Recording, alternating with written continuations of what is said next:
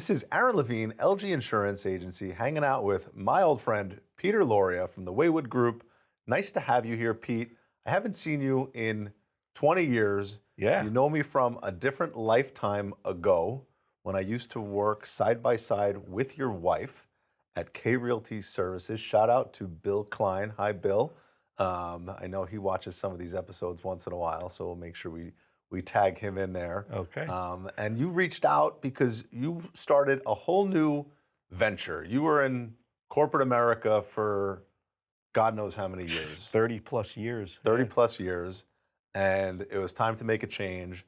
Now you've moved on to the consulting business and public speaking, which I think is great, which I love, which is something that I've been working on and putting myself out there for some speaking opportunities. Because I do a lot with personal branding and risk management, and I speak to real estate groups and industry groups for insurance industry professionals and different associations. So, I love that, and podcasting has helped me get there. And I'm like, what a better way to have a conversation with you and learn about how you help businesses dial in their client experience and really put things together and get your information out there about the public speaking that you're doing, for how you can help businesses and corporations and associations and anybody else out there. So Pete, thanks again for coming on today. Yeah, thank you so much. Give us the background, right? So let's go back in time. You spent so much time in corporate America. Give me a little rundown of your resume, who you were working for, what you were doing in those, and then I want to figure out how that transformed into getting into this consulting business. Yeah, I mean, I spent, I don't even know how many years, maybe a dozen years in IT consulting, Okay. working with enterprise customers, mostly software deployments and project management. I spent another 10 years with Microsoft, which was a great experience because I got to see firsthand behind the scenes how companies operate and some of their thinking processes. And again, it's all software delivery. But what I started to see was that companies would deploy software, they would deploy solutions, and not really often think about, well, the end user or the customer that then has to use that, or things have changed. I can't tell you how many times I've heard, I used to be able to, or, Right. How come I can't do this, and so forth. So I started to see patterns. Okay. And then after that, I worked for a company called Zendesk, which is a customer service software company. Got it. And there I was right on the front lines of companies that are deploying software and working with their customer service departments. And that's really where I got an eyeful of how businesses operate. And they don't often think about the end user or the customer and what's their experience like. Some of them do a really great job of it. I will tell you, I had some customers that were outstanding in Sure. really caring about the customer and putting some thought behind it. And others, it's just software. And Right. they don't think about the end result. So I saw an opportunity to sort of educate people and work with businesses to develop a solution for So building their brand. I've seen Zendesk mostly from a user experience where I get an email from Zendesk that a ticket was submitted on for some software that I'm using, and it goes to their service department. But then the Zendesk technology helps keep everything up to date and on task, right? Like, Yeah, that's one part of it from my user experience. yeah. So that's the customer view of things. What you don't see is behind the scenes, is Right. what the agencies and how they work, and that's really where a lot of the magic happens. But some businesses have to look at it's not just the solution, it's not just the software. To me, software is just an enabling factor, right? Businesses have to understand you create the customer experience from the top down, Okay. and then you deliver it from the bottom up. And that's where some businesses I see have a gap, right? They don't engineer their customer experience, and it's all over the place. Right. So what you see in support and service and sales are all incongruous. So how do you take that client experience, creating it from the top down, right? So Aaron, LG Insurance Agency, I want to have a great client experience. I want to make sure we pick up the phone within 2 rings. I want to make sure we set expectations of being responsive within 24 hours, and that people are getting notified both automatically and via voice from our sales team, right? And our client experience team. How do I then translate that into a process? So have you ever thought about how your customer feels at every step of that process? You got the process. Got but the process. How does the customer feel after all of those interactions? something people don't often think about. Right. And customer service, customer experience is all about the experience, is all about tapping into people's emotional intelligence Right. and and working with them on an emotional level. Because when people are emotional creatures, I know my wife watches an AT&T commercial, she starts crying because it's sometimes emotional. So when you connect with people on an emotional level, that's when you really start to build a brand advocacy and loyal customers, because now they feel connected to the business. But have you ever done a customer journey map? I don't even know what that is. Most people don't. That's where I come in. So looking at analyzing your business and every customer interaction, it's not just support. Right. Because support happens after the sale. But what about before the sale? Everybody talks about that stupid net promoter score, which I'm like not a big fan of. Like, oh, rate us 1 to look, we have an NPS of 95. I'm like, who cares? It doesn't really mean anything.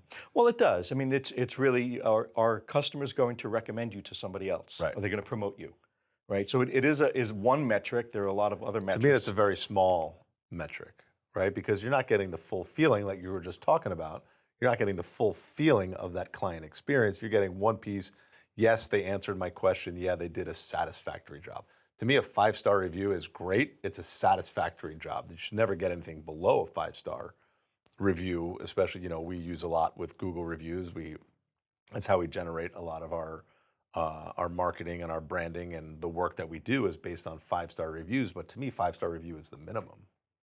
We need to do more than just getting a 5-star Google review. If you get a 5-star review, you're like everybody else, right? That's the basic and expected, Right. Right? People contact you for you. They expect you to do what you're there to do, right? So why would they, really rave about you? It's when you go above and beyond. That's when you start building advocates. Otherwise, you're just like every other insurance agent. Right. Why would anybody we have pick you over somebody else? There's been a few episodes, and we had one recently with a realtor, Nicole Rabat-Levine, and she and I were talking about a book, one of my favorite books, called Unreasonable Hospitality by Will Guidara. Really good one. If you haven't read it, put that on your list, and then I want to talk about the books that you recommended. But it talks about the difference between service and hospitality. Right? Service is the basic, expected, just what we were talking about. Your 5-star Google review is your service and your expected. How can you take it to the next level? What can you do to create that experience to bring it to a whole nother level? And, when you talk about the journey map of the client experience, it's something that we've never really mapped out. And if I tell my team that we have to go do something new, they're probably going to all hate me for it. But, now my brain is going in a whole different direction right now to figure out what's best for the clients and how to achieve that goal. Yeah, you don't have to tell them you're doing something new, just that you're doing something better. Right. Right. So I mean, customer service is the functional element. It's what somebody does, right? If something breaks, you fix it. If somebody has a question, you answer the question. If there's an account problem, you fix it. Customer experience is different. Customer experience is the emotional result you get by delivering customer service, right? That's the difference between there. So it's not just the process, it's how does the customer feel. So there's a big difference if somebody calls support and somebody says, oh, all right, you need a return, okay, that's fine, versus an agent that says, oh my God, you ordered a pair of shoes and only one showed up in the box. I am so sorry. We're going to do everything we can to make that right. Right. It's showing that you care. Right. And that's what gets people really. That's that empathy trigger, right? That empathy, right. In fact, through my experience, I've come up with 6 specific emotional connectors that individually help businesses deliver a better experience, but when used together, that's what turns a prospect into a customer and a customer into an advocate. And I refer to it as my BRIDGE methodology. BRIDGE being an acronym for believability, respect, integrity, dedication, generosity, and empathy. I'm never going to remember that, but I will rewind and be able to get to that. I'll send you a document. So go through that one more time. Your BRIDGE methodology for the client experience is, say it one more time. So it's believability, so getting people to trust you that you're running an honest business. Right. Respect, delivering a personalized experience. Integrity, doing what you say you're going to do, right? Actually showing that you're interested in the customer. Dedication, which is really delivering the kind of service that is above and beyond, that you're there for the customer, you're not there just to make a profit. Right. Right? Generosity, which is my favorite, That's where you deliver those wow moments that really get people talking.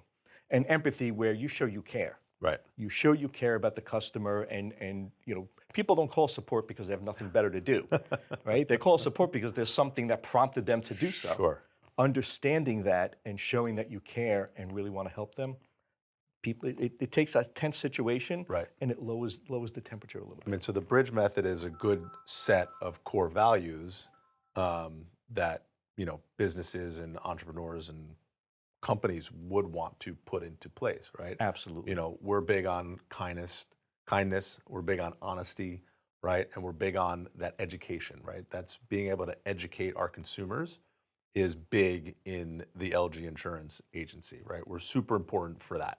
And if we don't know the answer, we like to be honest that we don't know the answer, but we know how to go get the answer, and we're going to find the right person that has the answer to a question instead of making up a story that doesn't fit the narrative. And because some people like to hear themselves talk way too much, in that case, they should go get their own podcast. But it's really just putting some of those pieces together. So I really like that blend with that kindness and honesty and education into the bridge method really fits well together. I've been speaking a lot on personal branding.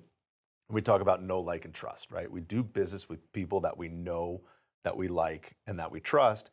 And that's been flipped also because now with social media and the way that we research, we like people before we get to know them, right? Because we're going to look up somebody on social media, on LinkedIn, on Instagram, on Meta, whichever platforms that we're going to see what vibe they're putting out, see what information about themselves that they're putting it out and how they're representing themselves. So we get to like people before we even know them, and then ultimately, obviously, want to trust them.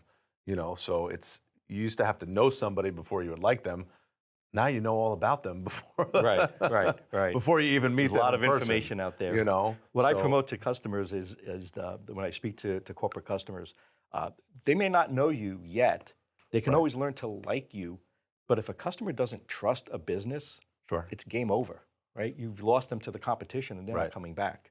We get that trust question a lot. We, as an agency, represent insurance carriers, and we match insurance companies with people buying insurance, right? We're the broker, we're the middle person. And there's so many situations because if you Google insurance company claims, there's no good out there on the internet. It's all negative, right? This company did this company sucks, this company's terrible, don't ever work with this company. They've all been bad claims experiences, and there's other sides to the story, right? There's 3 sides to every story, Right. if not more. But it's up to us to help that deliverable for the insurance company if the insurance company falls short and be able to mend the relationship. If we have a failed claim, get me out of this insurance company right away. I'm like, well, you would have failed with another insurance company too because the specific claim would not have been covered because the coverage wasn't purchased or so many different ways to go about that. It's makes it tough when you're the middle person and you're not actually delivering the full product and being responsible for the product. You're delivering the Because message. I'm not responsible for the product because I don't build the product, right? We get paid a sales commission to sell the product. That's the secret sauce to the agency is we're commissioned salespersons. But the product fails, it looks bad on us too. Absolutely. And we need to be the ones that have to do damage control to fix that and put it in our knowledge base for the future that, hey, maybe we don't want to recommend this product to certain people because it could fail, right? Or it's not the right match. So we as a brokerage are good matchmakers of making sure we put the right people with the right companies and, putting somebody with a $5 million house with a lower level company, that's not the right match. We want to be with a higher value company with a pure Chubb, AIG, somebody in there. Premium's going to be higher, but the experience that the client expects and deserves when they're paying that extra dollar is certainly worth it. So let's go back to the consulting group that you've created. You have 2 partners involved in this group, and what are you focused on? Obviously, we've talked about the message that you want to put out there, but how are you getting that message out right now? So, speaking, getting in front of an audience, getting in front of groups, speaking at organizations and corporate kickoffs, sales kickoffs, offsites, anything like that. to get the message out there and inform people and educate people that, customer service and customer experience is all about the emotional connections you make. If it resonates with the right companies and they see themselves there and they see that there's improvements, then call us up and we'll help you develop a solution and Right. do the customer journey mapping that most people have never done. Understand what your business is like and what the experience is like for your customers. Nobody's done that. So how do you get the customers to respond to this experience journey mapping? It's an exercise. Okay. It's not just support, right? Again, it's every touch point along the entire customer journey, from sales. Salespeople are the first people that interact with customers, or the retail clerk in a store. Right. How many businesses have some 16-year-old high school kid, serving ice cream or donuts, and they never bother to train them in how to interact with customers Sure. and make it a positive experience. It could be support. It could be the delivery person, installation, post-sales support, Right. everyone along the journey. What is that experience like? Let's be, behind the scenes, see what your business is doing Right. as a consumer. And then, is it what you want? Is it not what you want? And let's see how we can make it better. Gosh, that's scary because every business owner says, we're good. Nobody wants to call their baby ugly. We're doing it right. Right. We don't have a problem here. Everything is just peachy with our process. That's it's fun. perfect. That's fun. And when your competition calls me, then we'll put it to the test. If you ask any insurance agency owner what differentiates them from the competition, they're going to give you the same answer. Every single one's going to give the same answer. They're all going to say, we provide the best service. That will be the answer 99 out of 100 times. And if I asked how, Right? give me that answer. Tell Right. me what you're specifically doing to make that a better experience. And I turn that into a joke because obviously our goal as service providers is to provide a good service experience. My number one rule in the office is pick up the phone, right? Whether it's ringing or we need to respond to somebody, we have to pick up the phone, because if we don't pick up the phone, they can call somebody else. That's respect, showing that personalized service. Yeah, there you go. I love that. So it's, for me, it's just, I like to dumb it down to the lowest common denominator, and it's just picking up the phone on our part. So let's switch gears. Share some of the books that have motivated you and helped you as you're building this speaking journey that you're going on to speak to businesses and groups and be able to help deliver that message of, both the bridge method and everything else about this client experience, this journey that we need to go on as business owners. What are some of the books that you've read recently? So out of the bridge, the B, believability, trust, that's the most important. But my favorite is generosity, where Okay. businesses have an opportunity to deliver a wow moment and really make it memorable. There's a book called The Power of Moments by Chip and Dan Heath. Okay. And they give a number of great examples. It was a fun book to read, but they give a number of examples of businesses, even a bakery that empowers their employees to throw an extra cookie or a muffin in the bag for no reason other than to make someone's day. It's the smallest gesture that goes so far. It means so much. That happened to me at a bagel shop recently. It was later in the day. I didn't know which bagel I wanted. He threw both of them in the bag and told me to go. Why would I go to a different bagel shop, right? It could be an insurance company or a mortgage company that sends a small housewarming gift on move-in day when somebody moves into their home for the first time. It doesn't cost a lot. You're not talking about big money, Right. but you're talking about something that surprises people. Sure. Do we have time to tell a quick story? Keep going, yeah. When my older son, Jesse, was a toddler, he was like 4 years old, 3 years old, I don't remember. We were driving around town, and he was in the back seat in his child seat, and we were just running some errands and having an otherwise fun time. And at one point, he did what many 4-year-olds tend to do. He started having a tantrum for no reason, pounding his fist, kicking his feet, just having a meltdown, and nothing I did seemed to help. Right? Giving him toys, he would throw them kick them out of my hand. But I needed gas in my car. So I pulled into a gas station with him screaming in the back, filled up the tank, paid. And as I was about to pull away, the gas station attendant said, "Hold on, don't go away." He ran into his little booth. He came back out, and he handed my screaming son a lollipop. Right. He looked at him, he smiled, and that was the end of the temper tantrum. Done. I was thrilled, But I thought afterwards, he didn't have to do that. He didn't have to do that. I was done with the transaction. He Right. could have let me drive off with the screaming sun fading into the distance. But he did something very small, but very meaningful to Right. me. And the importance here is I can't help but think about that moment every single time I pull into that gas station. And here it is, 25 plus years later, and I'm still talking about it. And there's very few marketing campaigns or anything that can get that level of stickiness Sure. for that long a period of time. And all it cost him was a lollipop, Right. right? It's that kind of personalized service. Anytime that you give something of value unexpectedly and you make it personal, that's what people remember. And they'll talk about it for years. Right. We used to do, we used to send birthday cards. We used to send handwritten birthday cards to all of our clients. That was always well received. Sure. Like, you know, small gesture of kindness, unexpected, right? Sometimes better than an email.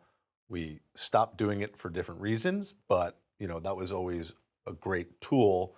Just an, you know, for us, an additional touch point, plus just putting that kindness out there because everybody wants to be wished a happy birthday. And the fact that it was handwritten, Right.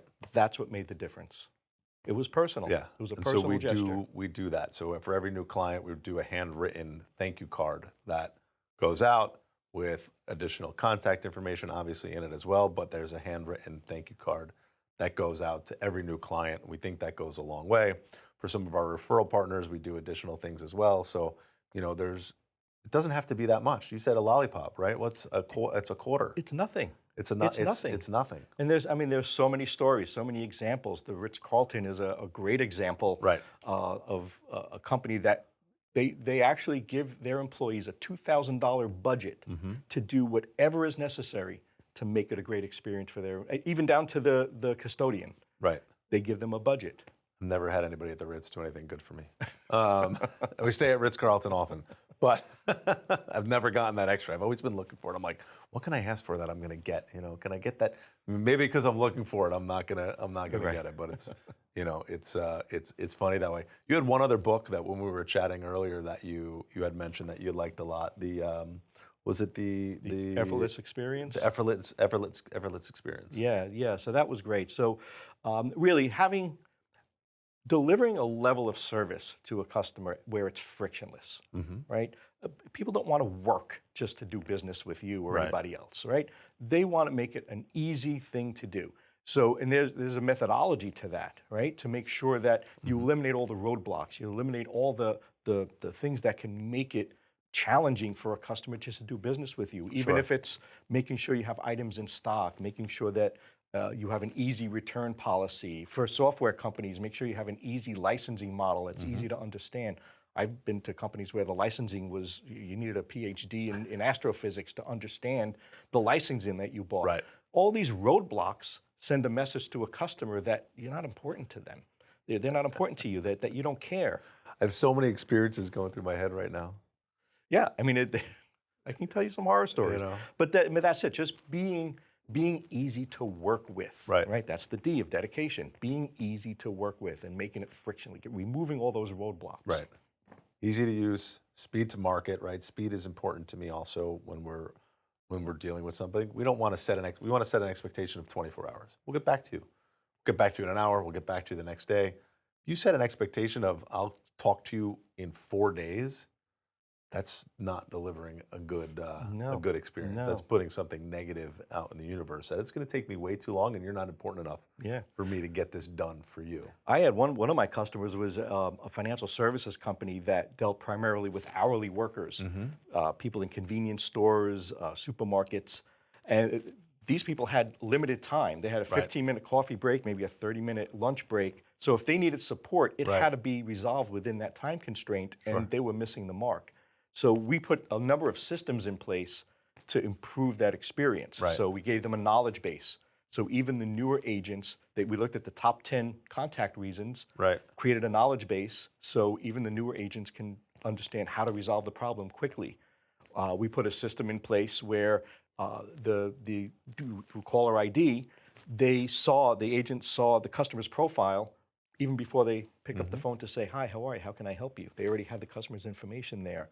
and they empowered them to solve the problem on that call without having to say, oh, that's not my job, that's somebody else's job. Right. So eliminating that. I love that. Their customer satisfaction scores went through the roof, and they Mm-hmm. had something like a 92% success rate solving the problem within their time constraint. Because Right. otherwise they'd have to say, oh, I can't stay on the phone, I have to get back to work, and then call back at another time. Right. Not a great experience. Not a great experience. We improved that for them with very little effort, Right. but they cared enough to really deliver the service that matched the customer's need. And that's, that's the name of the game, right? We're moving those friction points and making Right. it a better experience for them. So you have two sons, and one of your younger son, Christopher, is in the hospitality business. How is he taking this message from his dad to bring it to his place of employment to provide that better experience? He's a people person. He's a people person. He just loves interacting. He's a waiter in a restaurant, so he's going to run the place at some point. We know that. But it's hospitality. Obviously, that's the name of the game there, right? Is delivering those great experiences, whether it's a restaurant, a hotel, anything, a nail salon, anything like that, where you have to interact with people. You have to know how to interact with people. Sure. Right? It's not just delivering the service; it's really getting that personalized service. Right. And understanding the expectations, and the more times you interact with different types of people, you're going to start to be able to read them very quickly.